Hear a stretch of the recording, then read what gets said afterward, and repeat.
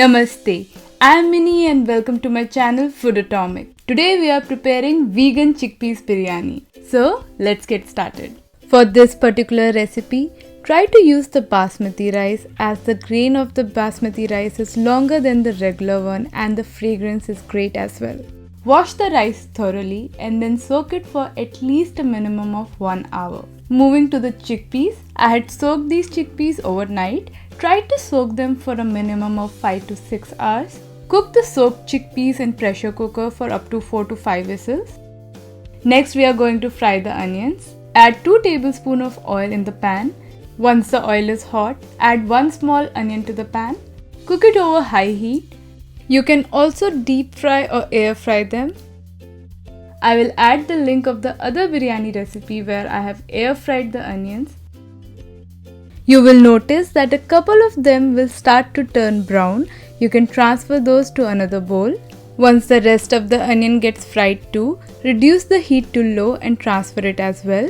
If you are in a hurry, you can always omit this step and directly make the biryani. Although fried onions add an amazing flavor to this recipe, and for special occasions definitely do this step. You can place the fried onion onto a kitchen paper towel to absorb the excess oil. Now to the same pan, add whole spices. I am using half star anise, 1 small cinnamon stick, 1 cardamom and around 8 to 10 black peppers.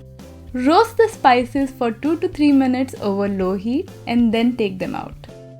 We just need the aroma and essence of the whole spices. Now again to the same pan, add 1 finely chopped onion. Let it cook over medium or high heat.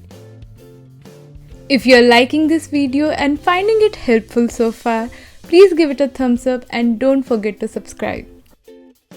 Make sure to stir it in between so the onion doesn't stick to the bottom of the pan or get burnt. As the onion turns golden brown, add 1 inch of grated ginger and 8 to 10 cloves of grated garlic. You can also replace this with ginger garlic paste.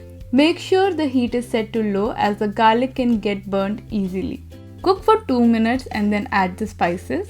I'm using half teaspoon of turmeric powder, half tablespoon of cumin powder, half tablespoon of coriander powder, 3/4 teaspoon of red chili powder.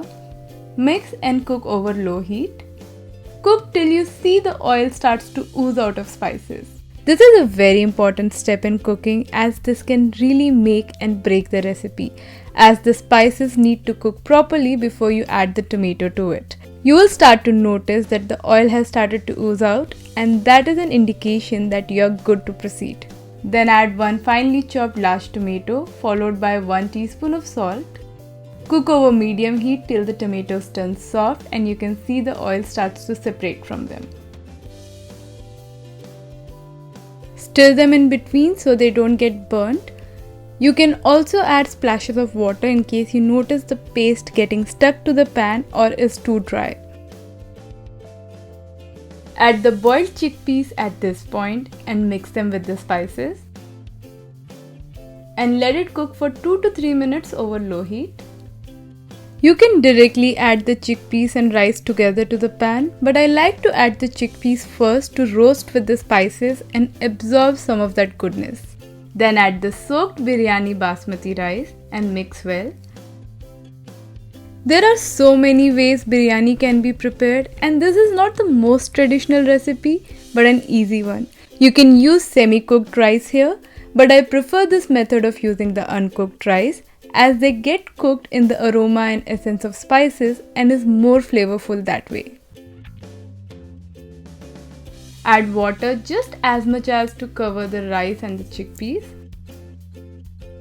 Also add 2 teaspoons of salt. Mix it well. Now let it cook over medium heat till you see the water is reduced significantly. These are some of the stages in between. Don't mix too much as the rice grains might break, so be gentle while mixing it. See that the rice has surfaced and is almost 80% cooked. Add some finely chopped coriander leaves, a few mint leaves and the fried onion. At this point I'm using just half of the fried onion. Give it a mix and I'm adding a little bit of more coriander, mint and fried onion on top. As you can see that there is still small amount of water in the pan and we are almost there. Then switch the heat to low and add a cover and let it cook for another 10 to 12 minutes. Now remove the cover and check the progress and make sure that the rice is not getting stuck at the bottom of the pan. The rice is nicely cooked and I wish you could smell the aroma in my home at the moment. This is a perfect lunch or dinner recipe in general and even for special occasions. The flavors of this recipe are just right. It's so wholesome as the chickpeas are cooked along with caramelized onions and spices over fragrant basmati rice. Chickpeas are high in protein and a great addition to meals. This recipe is perfect in itself, but you can also pair it with some nice plain vegan curry or vegan curd too. So if you like today's recipe, do give it a thumbs up and don't forget to subscribe to my channel Food Atomic. You can find the link to the written recipe in the description section. I'll be back soon with another interesting vegan recipe. Until then, bye.